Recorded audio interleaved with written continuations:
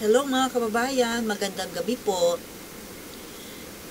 Pag-usapan po natin itong napaka-controversial ngayon na tao na si Ka-Eric daw siya.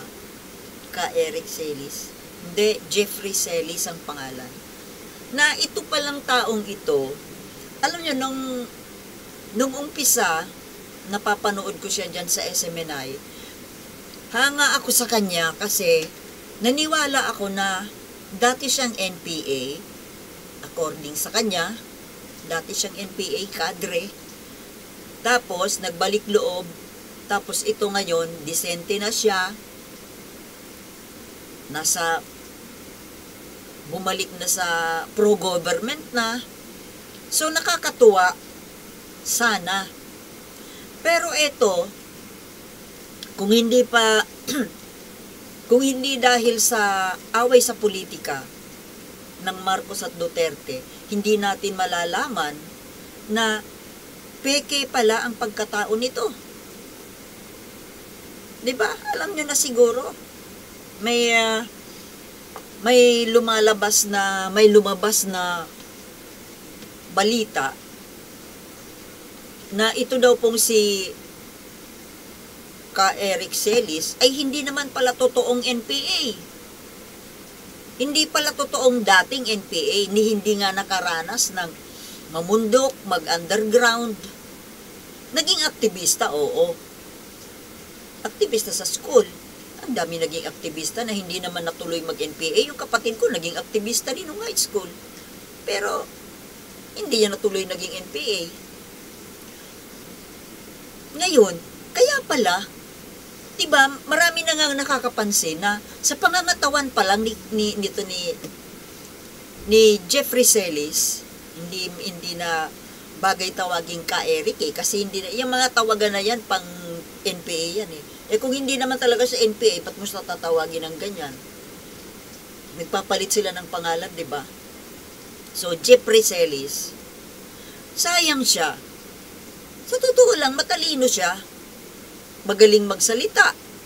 Magaling sa public speaking. Kaya nga siguro nakapang budol. Kasi magaling Matalino naman. Actually, pang ano nga pang politiko ang niya, ang stance niya. Pero ito, alam mo kung hindi pa nagkaroon ng problema dahil dyan sa, nag-umpisa kasi, nag-ugat lahat ang gulo ngayon. Dahil sa gulo na ginawa ng kampo ni Sara, dahil sa selusan sa politika, at dahil sa confidential fund, nagkagulo-gulo na, nagka-chain reaction ang nangyari. Umabot hanggang SMNI, nadamay ang SMNI, ngayon pati mga anchors nadamay. Doon po yung nag-ugat ang awayan na yan.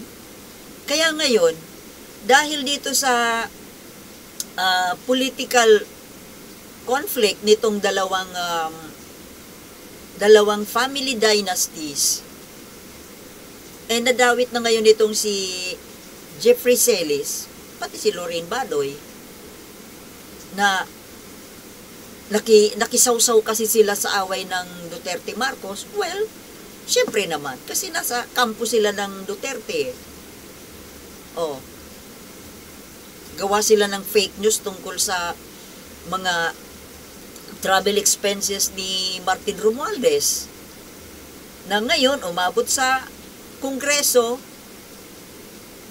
at nagkanda buking-buking yung mga kasinungalingan. At ito ngayon, dahil dyan sa nangyaring gulo, na sila naman ang may kasalanan, nabulgar po tuloy. Nabulgar tuloy yung lihim, yung background nito ni Jeffrey Celis. Na ang nagbulgar, dati niyang kaibigan. Dating kaibigan na tumulong pa nga sa kanya. Bakit kamo? Bakit? Dating kaibigan nga Ibig sabihin, hindi na sila magkaibigan. dahil nagkaroon ng samaan ng loob, so hindi na sila magkaibigan. At siyempre, itong dati niyang kaibigan na nagngangalang attorney attorney Pahilga,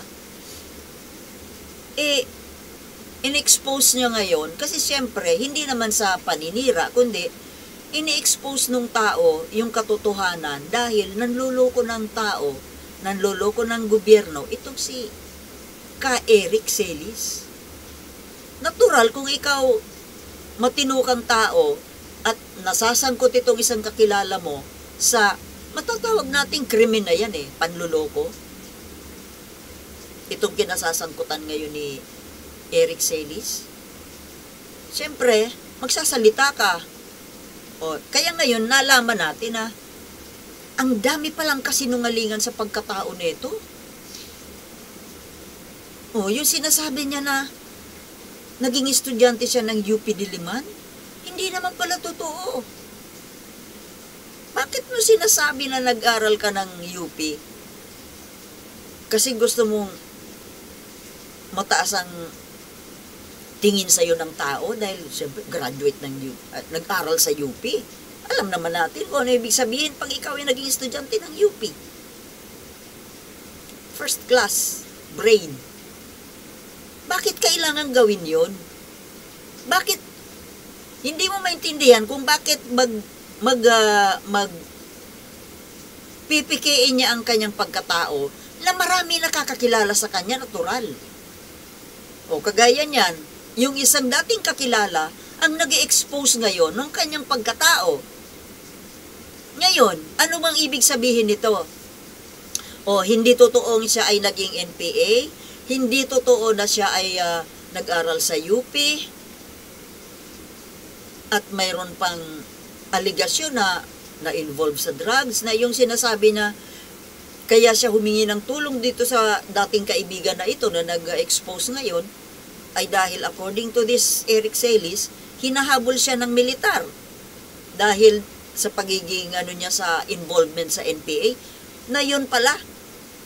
Hindi naman pala dahil sa involvement niya sa NPA, kundi dahil sa involvement sa drugs.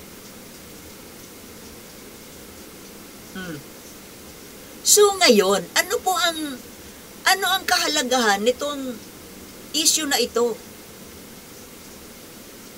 Mga kababayan, itong Eric Celis na impostor,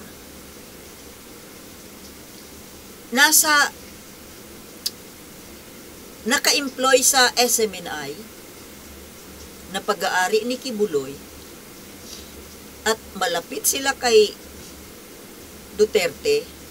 Actually, kagrupo na siya sa Duterte camp.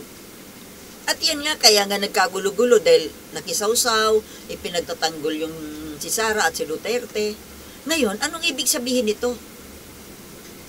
Alam ba ni Kibuloy at ni Duterte, ni Digong at ni Sara, ang totoong pagkatao nito ni Eric Celis?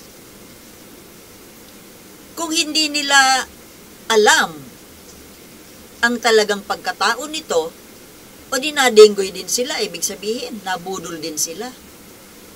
Or, imposible, di ba? Imposible. Mas maniniwala ako na alam ni Duterte at ni Kibuloy ang totoong background nitong Celis. Di ba mga kababayan? Itong pagpapanggap na NPA, pagpapanggap na chuchu kung ano-ano.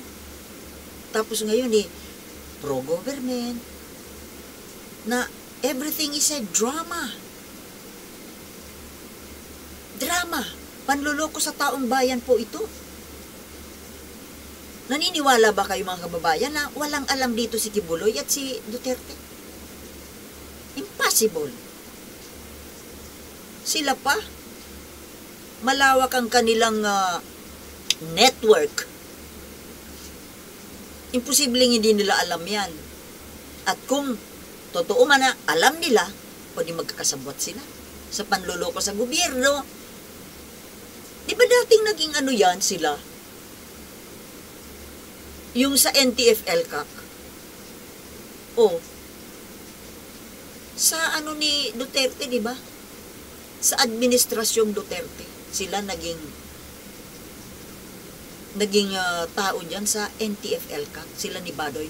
This Badoy, ano naman kaya, kung si Eric Celis, na partner ni Badoy dyan sa programa sa SMNI, alam din kaya niya, alam din kaya ni Lorraine Badoy, ang background ni Eric Celis? O kung totoo man na alam niya, nakikisabwat siya. At itong Lorraine Badoy, ano rin kaya ang totoong background nito?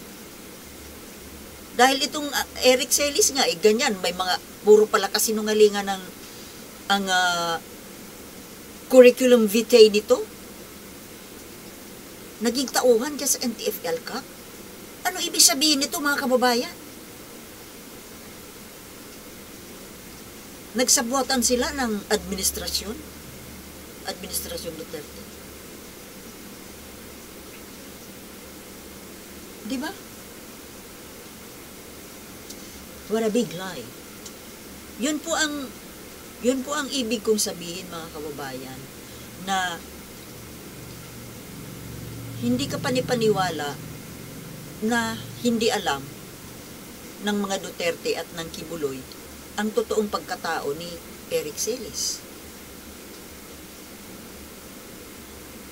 At dahil sa may alam sila, binigyan nila ng posisyon sa gobyerno, at tapos ngayon tuloy-tuloy sa ginagamit sa paninira sa gobyerno.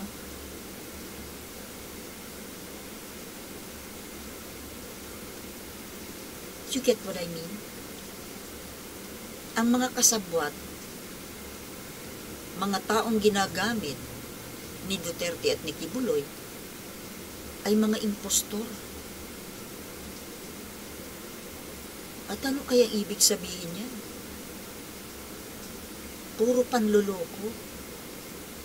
Panluloko sa gobyerno, panluloko sa taong bayan. Dahil di pa tao yan siya doon sa NTF-ELCAC? O ano nangyari sa NTF-ELCAC? Saan napunta yung mga malalaking pera? Kaya pala tingnan mo ang katawan niyan, oh.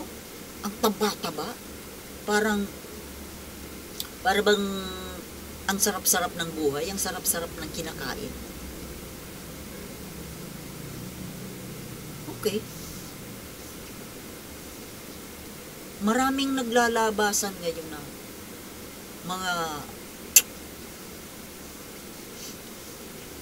mga kabalbalan, mga kababayan. So, mag-abang pa tayo ng mga kabalbalan. Kaya ayaw kong iwanan nitong, kahit na maliit lang ang, mabagal lang channel ko lumaki at konti lang, kakarampot lang ang nanonood sa akin. Parang ayaw kong kasi gusto kong mag-share na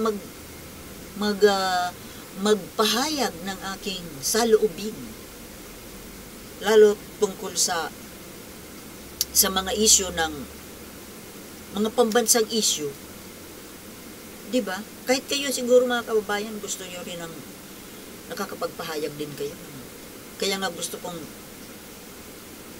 by next year sikapin ko na makapag-live ako para pati kayo makakasabay sa live discussion. Okay, mga kababayan, hanggang dito na lamang po at baka bigla na namang mag-brown out Tama na muna ito. Okay, thank you for watching and I'll see you in my next vlog. Peace.